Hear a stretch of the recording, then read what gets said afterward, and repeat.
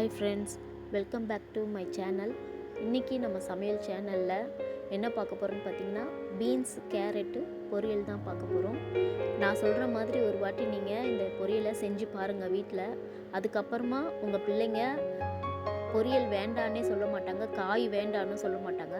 அந்தளவுக்கு டேஸ்ட்டாக இருக்கும். வாங்க, அதுக்கு என்னென்ன பொருள் எப்படி செய்யலான்றதை நம்ம பார்க்கலாம். நான் பார்த்திங்கன்னா பீன்ஸும் கேரட்டும் சின்ன சின்னதாக நறுக்கி இந்த மாதிரி எடுத்து வச்சுருக்கேன். உங்களுக்கு நீங்கள் எப்படி விருப்பமோ அது மாதிரி நீங்கள் கட் பண்ணி எடுத்து வச்சுக்கோங்க. பாருங்கள், இந்த அளவுக்கு இருந்தால் போதும். அதுக்கப்புறம் நான் கொப்பரை தேங்காய் எடுத்துருக்கிறேன். ஏன்னா பொடி அரைக்க கொப்பரை தேங்காய் நான் அரைச்சி ஸ்டாக் வச்சுருப்பேன் ஃப்ரிட்ஜில். தேவையானப்போ நான் எடுத்து யூஸ் பண்ணிப்பேன். அதனால தான் நான் கொப்பரை தேங்காய் எடுப்பேன். அதுக்கப்புறம் பார்த்திங்கன்னா பொட்டுக்கடலை எடுப்பேன். பொட்டுக்கடலை ஒரு 2 ஸ்பூனு, பூண்டு, இந்த 3 தான் நான் பொடி அரைச்சி நான் இதில் சேர்க்க போகிறேன்.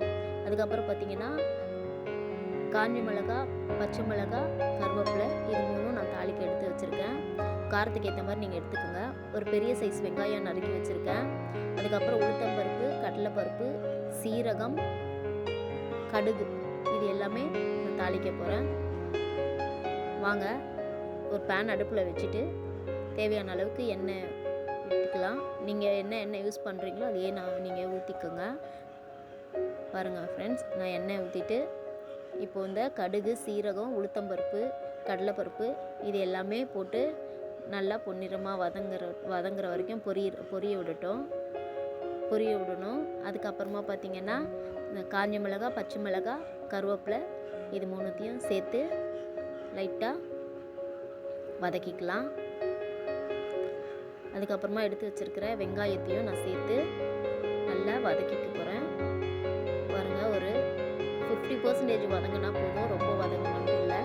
கண்ணாடி பதம் வந்தால் போதுமான அளவு. ஸோ நல்லா இந்த மாதிரி வதக்கிக்கலாம். ஸோ தேங்காய்ன்றது ஒவ்வொரு வாட்டியும் நம்மளுக்கு கிடைக்காது. அதனால தான் நான் இதை காஞ்ச தேங்காய் எடுப்பேன். அதுக்கப்புறம் மஞ்சள் பொடி கொஞ்சோண்டு போட்டுட்டு நான் வதக்கிக்கிறேன். அதுக்கப்புறமா கழுவி வச்சுருக்கிற காய் எல்லாமே நம்ம இதிலே சேர்த்துக்கலாம். நீங்கள் இந்த காய் தான் சேர்க்கணுன்ட்டு இல்லை. நீங்கள் இந்த பொடியை வச்சே நீங்கள் கொத்தவரங்காய், உருளைக்கிழங்கு, உங்களுக்கு என்ன காய் பிடிக்குமோ அந்த காய் நீங்கள் செய்யலாம். எல்லா காய்க்குமே ரொம்ப சூப்பராக இருக்கும். இப்போது தேவையான அளவு உப்பு போட்டு நான் நல்லா வதக்கிக்கிறேன்.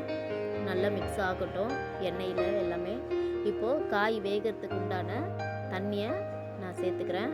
நீங்கள் அதிக தண்ணி ஊற்ற வேண்டாம். ஏன்னா நிறைய தண்ணி ஊற்றுனீங்கன்னா காய் ரொம்ப வெந்துடும். அந்த மாதிரி வேகக்கூடாது. 80% காய் வெந்தால் போதும். அந்த அனல்லையே மீதி வெந்துடும். பாருங்கள், நான் நிறைய தண்ணி ஊற்றலை. இப்போ ஒரு மூடி போட்டு அந்த காயை நல்லா வேக விடுவோம். காய் வேகத்துக்குள்ளே நம்ம எடுத்து வச்சுருக்கிற தேங்காய், பூண்டு, பொட்டுக்கடலை, இது 3 பொடியாக அரைச்சி எடுத்துகிட்டு வந்துடலாம் தண்ணி ஊற்றாமல். பாருங்கள், காய் இன்னும் கொஞ்சம் தண்ணி இருக்குது. இடையில எடுத்து பார்த்துக்கோங்க, இல்லைன்னா அடி பிடிச்சிரும். பாருங்கள் ஃப்ரெண்ட், மறுபடியும் மூடி போட்டு நான் நல்லா ட்ரை ஆகிற வரைக்கும் காயை வேக விட்டேன். பாருங்கள், நல்லா தண்ணி எல்லாமே ட்ரை ஆகிடுச்சு, காய் எல்லாம் வெந்துருச்சு. இப்போ நான் அரைச்சி எடுத்துகிட்டு வந்த இந்த பொடியை நான் தூவி விடுறேன். பாருங்கள் ஃப்ரெண்ட்ஸ், தேங்காயும் காஞ்ச தேங்காய், அதாவது கொப்பரை தேங்காய், பொட்டுக்கடலை, பூண்டு, இது 3 தான் நான் அரைச்சிருக்கேன். நான் எப்போவுமே பொரியலுக்கு நான் இந்த பவுட்ரு தான் யூஸ் பண்ணுவேன். அதுக்கப்புறம் பார்த்திங்கன்னா இதே சிக்கன் குழம்புக்கு நான் வேறு மாதிரி அரைப்பேன். அதில் பார்த்திங்கன்னா தனியா, தேங்காய், கொப்பரை தேங்காய், பூண்டு, இது யூஸ் பண்ணுவேன். அதுவும் நான் உங்களுக்கு ரெசிப்பியாக ஒரு வாட்டி சொல்லித்தரேன் ஃப்ரெண்ட்ஸ்.